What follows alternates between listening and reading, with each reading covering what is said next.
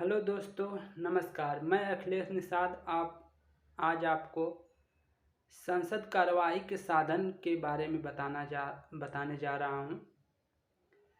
पहले दो प्रश्न आते हैं। प्रश्नकाल क्या होता है और शून्यकाल क्या होता है, इन दोनों में क्या अंतर है। प्रश्नकाल जो होता है उस बारे में चर्चा करते हैं। प्रश्नकाल, संसद का पहला घंटा प्रश्नकाल के लिए होता है। इस दौरान जो सदस्य होते हैं वो प्रश्न पूछते हैं और समानतः मंत्री उसके उत्तर देते हैं।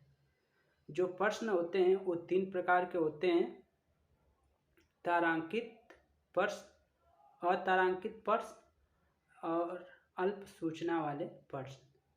तारांकित प्रश्नों का उत्तर मौखिक दिया जाता है तथा इसके बाद पूरक प्रश्न पूछे जाते हैं। दूसरा, अतारांकित प्रश्न के मामले में लिखित रिपोर्ट आवश्यक होती है। जो अतारांकित प्रश्न होते हैं उनका जो है लिखित रिपोर्ट आवश्यक होते हैं, इसलिए इसके बाद पूरक प्रश्न नहीं पूछा जा सकता।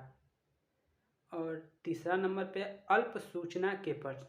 अल्प सूचना के प्रश्न वो होते हैं जिन्हें कम से कम 10 दिन का नोटिस देकर पूछा जाता है। इनका उत्तर भी मौखिक दिया जाता है। तो हम जो प्रश्नकाल के बारे में चर्चा कर रहे थे उसमें था कि प्रश्नकाल क्या होता है। तो प्रश्नकाल संसद का जो पहला घंटा होता है, 1 घंटा, उसी को हम प्रश्नकाल कहते हैं।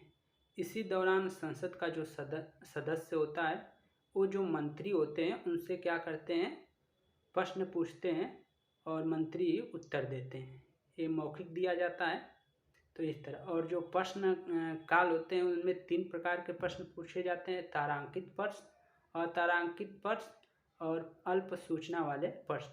अब हम बात करते हैं शून्य काल। ये शून्य काल क्या होता है। प्रश्नकाल तो समझे कि प्रश्नकाल पहला घंटा, जैसे संसद जो हो रहा है, स्टार्ट हो रहा है हम लोग का, तो पहला जो घंटा है वो तो हो गया प्रश्नकाल।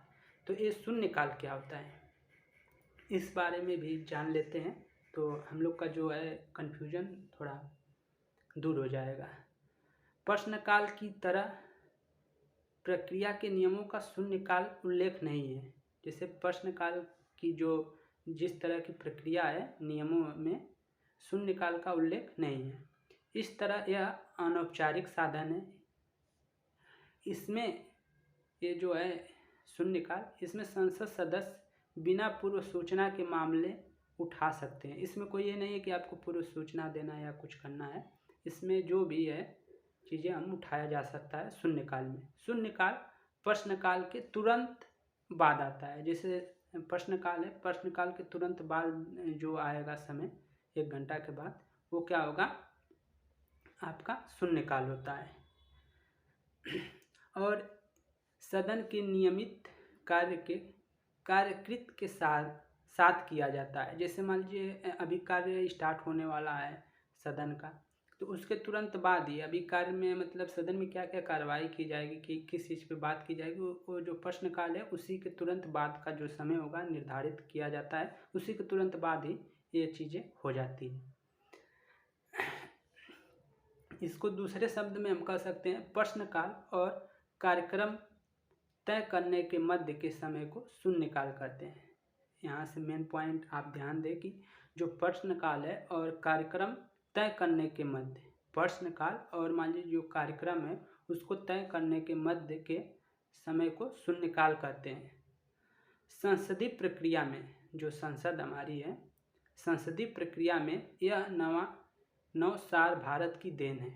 ये जो भी है शून्यकाल, ये क्या है, भारत की देन है तथा यह वर्ष 1962 से जारी है। ये जो शून्यकाल है ये 1962 से जारी है। तो दोस्तों, हमने 2 प्रश्नों पे चर्चा किया, प्रश्नकाल क्या होता है और शून्यकाल क्या होता है।